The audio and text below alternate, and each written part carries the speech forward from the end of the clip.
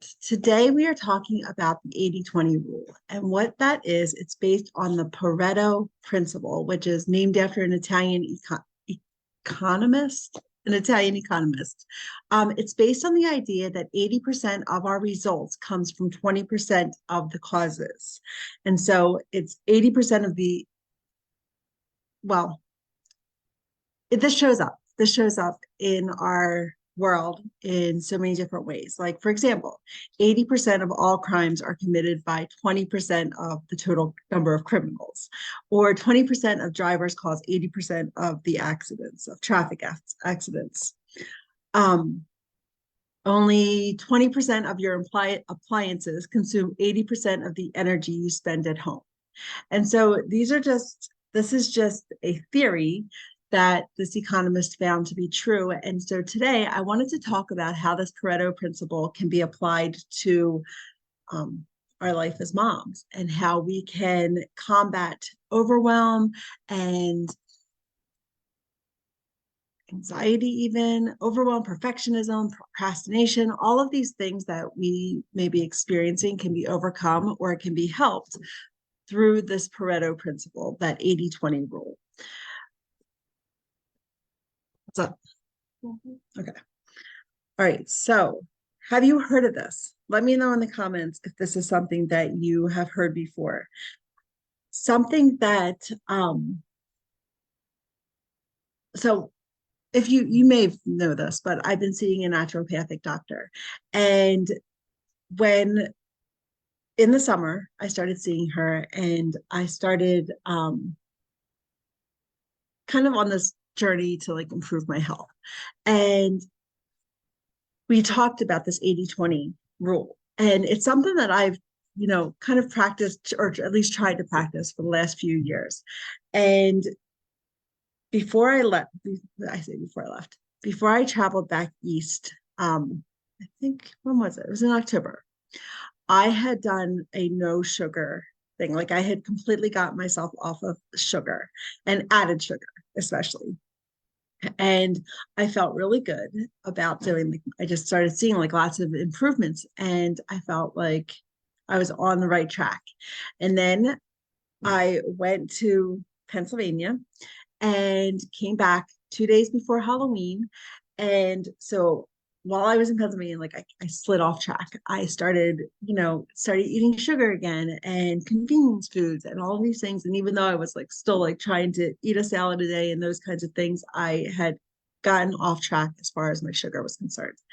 And one of the reasons why I'm doing the sugar thing is because I had blood tests done, and my sugar was really high, my blood sugar. So I decided to start, being careful with that. And so I came back from Pennsylvania already feeling like I was way off track. And then Halloween hit, and, candy was just laying around the house. And I was finding myself like constantly picking at the kids' candy. And then I went and saw my doctor again. And we started talking about that 80-20 principle again, because that was the aim. That was like, I wasn't aiming for 100%, because 100%, one of the things that I'm trying to deal with is the stress, and feeling like all the compounded stress that I'm experiencing. So we thought 80-20 was a good rule to be able to aim for. And so when I came back and I had that doctor's appointment, I was like, I felt like I was basically 40-60. Like, I was totally off track. Like, I was doing 40% of the efforts. I was not, like, instead of the 80-20, which is like figure really low, the 40-60, I just felt like I was really off track. So we decided that I was going to aim for 70-30, not even 80-20. And I know this is a lot of numbers, and I just want to be clear that this is a total estimate, and it's not an exact science. I just see that. Good morning, Christina. Welcome, stranger. I haven't seen you in a long time. Carla, Rochelle, good morning. So this 80-20, it's not like this exact thing, like you're aiming for 80% or 20% of the things or anything, but it's more of a way of giving yourself permission to not aim for 100%, because that's usually where the stress really comes in, when you're trying to do everything perfectly, trying to aim for that perfect number, that 100%. So it's basically giving ourselves permission to aim for 80% and see what is, knowing that 80% of the results come from 20% of our actions. We want to focus in on like, what can we do? Living with more intention and more purpose rather than trying to go for that 100% and then falling short. We're aiming for good enough. A few days ago, I was talking to a friend about just that idea of good enough. And she was sharing with me how she'd gone to this retreat. And one of the first things that they talked about was defining what good enough meant. And this idea of the 80-20 or the Pareto principle kind of helps you define like, what is good enough? Because often we're aiming for these unrealistic expectations and then we fall short, and it reinforces that belief of not being good enough. And so we want to talk about what is good enough. And this 80-20 thing actually gives us more of a target to aim for rather than just like kind of just say, it's more of like this aloof concept. So one of the things I've been seeing this, one of the things that I've been working on is redefining success and seeing what is successful. Because when I'm aiming for like a certain revenue number or a certain, expectation in my head, and I'm continually falling short, like maybe I need to redefine success and discover and define for myself, not discover, define for myself what is success. And same thing, what is enough? And this is what this 80-20 rule is aiming to do, is going to help us do. So aside from relieving some of that pressure or the stress of having to do things perfectly or doing it all, it also gives us back our time. And as you know, we do our whole challenge, carving out me time. We need to be more conscious of like how we're spending our time. And when we say, oh, we don't have time for that, like, is it something that we need to make time for, or is it something that we can let go of? You may have seen my post last night. I am looking at the new year and trying to decide what my intentions are for the new year and getting some ideas. I'm thinking of doing like this monthly challenge of my word of the year is going to be simplify, but I'm rethinking that because I'm like, is it simplify that I want to do, or is it more living with purpose, being more intentional about what I'm doing in my life, what kind of habits I'm doing, or setting myself up with, what the purpose is to simplify, but it's also to live with more purpose and to be able to focus on my priorities more. So this Pareto principle is something that is very much aligned with my goals. It allows us to be more productive and efficient without using all of our resources, without using all of our energy and our time. Like we're able to just focus on that 20%. And it provides us with a better chance to actually achieve balance. I've done podcast episodes and Facebook Lives about balance. While I don't believe that it's something that you can have continuously, it's definitely something that is achievable in moments of time. And so being able to practice or put this principle into practice can allow you to feel balanced at times.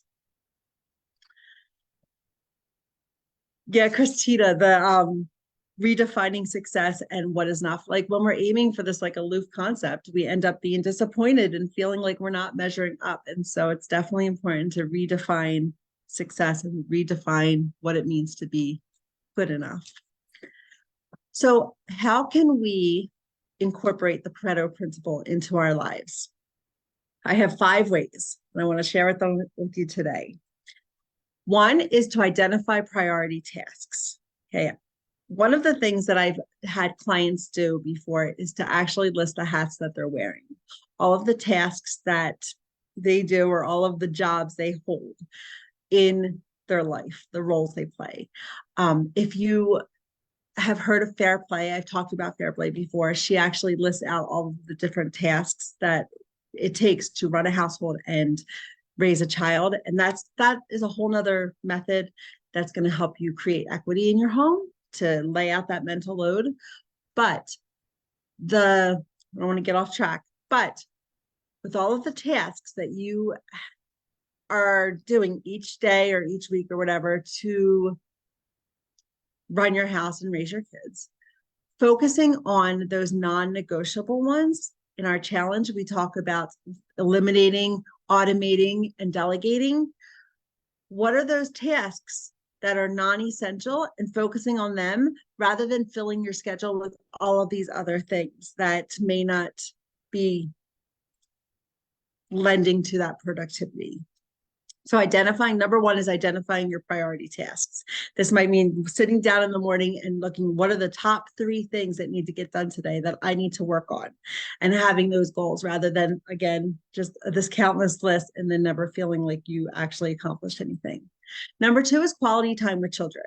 Identify 20% of the activities that bring you the most joy and connection. Instead of just, throwing things out and like doing little spurts here and there with your kids, actually being more intentional and identifying what are those activities that are really, going to help you connect with your child. Self-care, number 3. 20% of the practices that bring the most rejuvenation and work on making them a habit. So instead of just, unintentionally just like, I'll just go get a massage. I know there's way more ways of self-care than that, but I'm just using that as an example, right? What are the things that are actually bringing you joy and rejuvenation, like actually restoring your energy? And those are the things, focus on that and be more intentional about doing those things rather than everything. Number 4, home organizing. Declutter and organize your spaces, focusing on 20% of your belongings that are regularly used or bring you joy. So one of the things is with clothing, we wear 20% of our clothing 80% of the time. So why are you keeping all of those things in your closet, right? Getting intentional and clearing out and decluttering and keeping those 20% of those items that bring you joy, keeping those 20% so that a clear environment, a decluttered environment, like I believe that our environment is a reflection of all of what's going on in our mind. And so when you start clearing your mind, you start clearing your home. And when you start clearing your home, you start clearing your mind. Like it's a reflection. And so sometimes setting up your environment to be a sanctuary or a place that brings you peace can minimize the chaos in your mind. Hey, Rochelle, have a great Friday. And then evaluate commitments. Identify the 20% that brings the most fulfillment to self and family. Talk a lot in here about doing all of the things and not doing all of the things. And so taking a look at your schedule. The other day I asked about what your favorite planner is in the Facebook group. And I love using like my planner. I've got it right here. I keep it with me. I'm a paper and pen kind of girl. So taking a look at that and seeing, are my commitments bringing fulfillment to myself and to my family? And so I want to make sure that I am eliminating and identifying the 20% that's actually doing a good job, like doing the things that I want to be doing and living that purposeful life. So tell me, aside from these 5, let me repeat them: identifying priority tasks, quality time with children, self-care, home organizing, and evaluating commitments. Do any of those, like when I was talking about them, did they either inspire you to maybe implement this 80-20 rule into things? Did it did it inspire you to think of some way that you can apply it? Let me know in the comments. What is your biggest takeaway? Let's talk about this. Let me know in the comments. I've got to refresh my thing. Some reason, like Christina, Carla, what are some of your biggest takeaways from this? Is there something that maybe you can implement this Pareto principle into your life? Do you have an idea? If you're struggling with perfectionism, procrastination, and or unrealistic expectations, aiming for good enough, like if you're struggling with doing that and defining what is good enough, let's talk. Schedule a call with me, momswithoutcapes.com/love yourself. Let's chat about how we can redefine good enough and get you to a place where this 80/20 principle, right, is played out in your life, where you start shifting the way you believe about yourself and about motherhood and all the things. So let's see. Carla, I heard the quote the other day, good enough is perfect, and love it. Yes. Um, and Christina, home organizing, self-care, aiming for good enough. Let's define what that means and start working towards that.